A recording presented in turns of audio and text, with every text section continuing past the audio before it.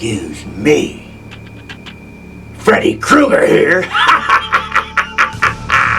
a.k.a. Robert England. You're watching Where It Was Made.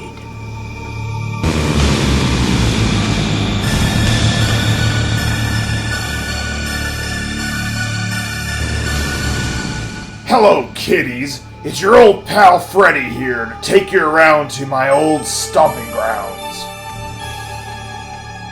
Let's start at Springwood High School, where all my victims went to school. This location is actually the John Marshall High School in sunny Silver Lake, California. Built in 1931, this school was used in many films including Rebel Without a Cause, Raiders of the Lost Ark, and Grease. It also counts pretty boy Leonardo DiCaprio among its ex-pupils.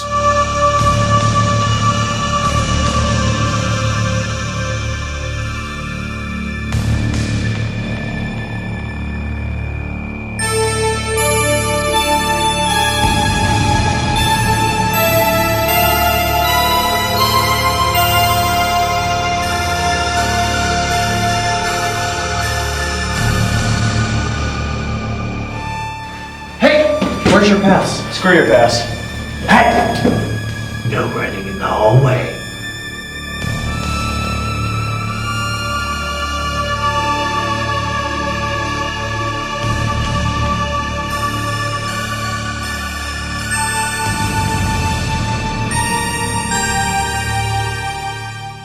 John Marshall High School is not where we find my boiler room. For that, let's hand it over to my beloved Nancy. There's a lot of aspects to the boiler room, but in the scene where I'm running from Freddy, we shot that scene at the Lincoln Heights Jail, which is a very popular location for Wes Craven horror movies. And I know that they've shot scenes from Shocker in there and other Wes Craven films. So that setup was finding a place that had lots of pipes and lots of things that looked steamy and dangerous. That was a very scary place because it had held prisoners for many, many years and then been closed down because it was actually kind of an inhumane place for the prisoners. The Lincoln Heights Jail has sat abandoned for years and is supposedly one of the most haunted buildings in Los Angeles. The building was condemned shortly after production wrapped due to asbestos levels. Sounds like my kind of place.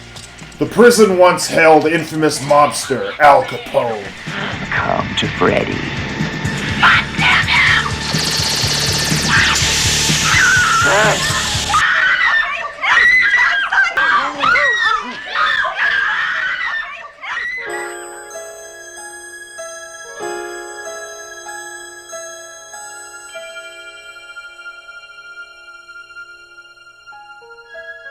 So here you have the bridge scene of Glenn, Johnny Depp, and I walking over the bridge in Venice, California. But, the location of the film is not supposed to be California. So I think this was actually probably one of those Hollywood mistakes. I do not think they did that on purpose. For that scene, it would have been very complicated to set up the close-up on that. So we did that on the soundstage on Cahuenga, and we set it up on the rooftop. They put some vegetation behind us, I think, and set the camera up. But you see us against the blue sky because we're basically standing on a roof in Hollywood. Here we see the home of my first dream victim, Tina Gray. Now we're getting to the good stuff. Ha ha ha ha.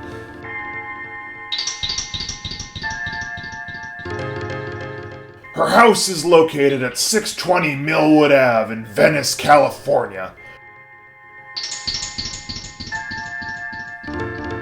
Right, well, she's not.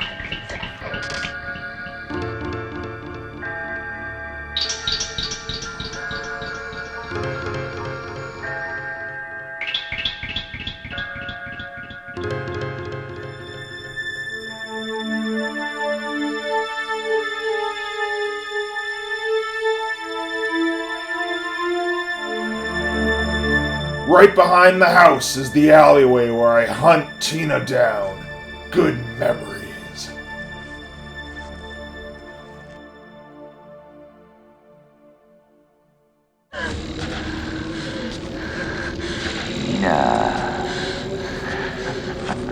Shit.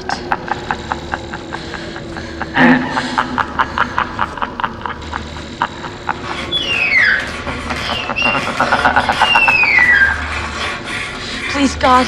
This is God.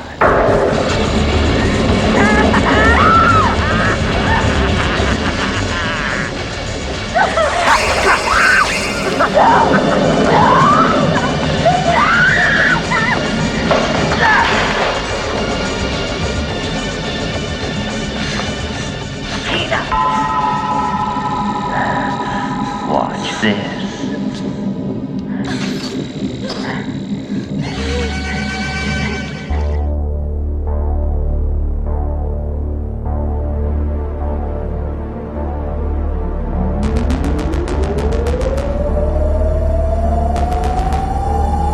Speaking of dead teenagers, let's go to the Springwood Police Department, where I take out that punk Rod Lane.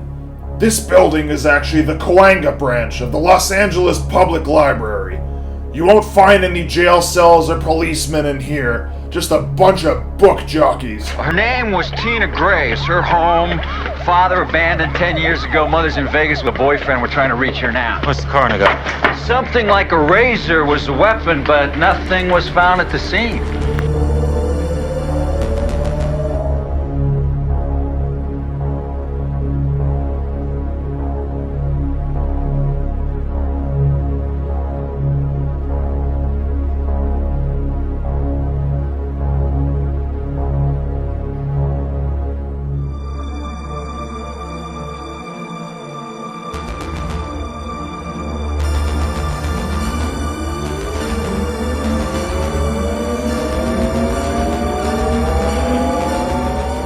Here we see the window where Nancy gets to watch, as I hang Rod with his bed sheets.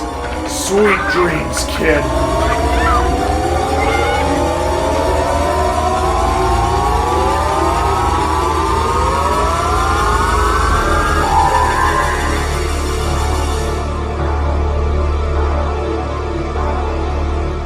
The Sleep Institute, where Nancy's mommy tries to have her head analyzed, is actually the American Jewish Institute up in the hills of Bel Air. I don't see why you couldn't just give me a pill to keep me from dreaming. Everyone's got to dream, young lady. If you don't dream, you go.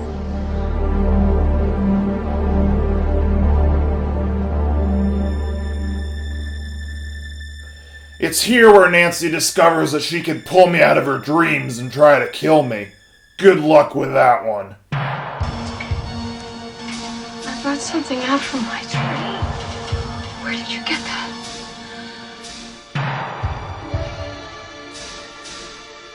Here's where I liquidate Nancy's boyfriend, Glenn. This is on Genesee Ave in West Hollywood, just off the famous Sunset Boulevard. Looking out to see Johnny Depp's house, Glenn's house, was a magical a thing. It's so rare in film to have something that you can really focus on that's real.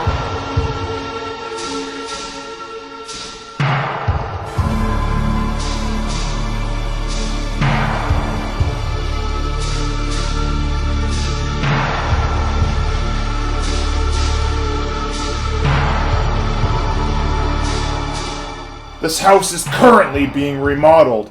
They're probably still trying to get the bloodstains out of the walls. Ha ha ha ha ha!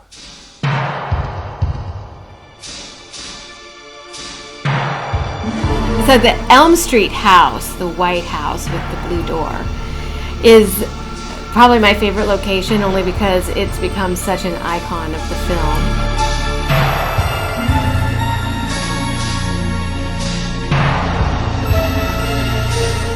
We shot a lot of work there, but it interplayed with work on the set, so to me it's kind of this one seamless place. But for sure the bedroom was my favorite place to sit when we were shooting, because Greg Fonseca, who was our art director, he had decorated my room so beautifully for a girl my age in the film, who was 15, 16 years old. Ah, yes, home sweet home. My house looks just like how I left it, at least on the outside. The inside of the house has been completely redone, and just sold for over $2 million. Hope they were warned about the former inhabitants.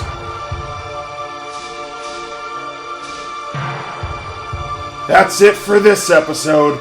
Sweet dreams, and I'll see you in your nightmares.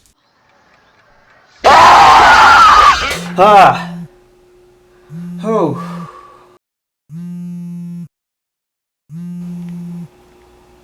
Hello? Ryan, it's Heather.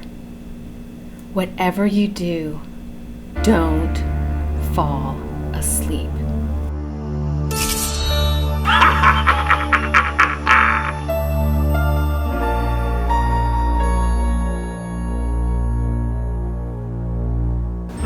You're watching Where It Was Made, where I'll get laid.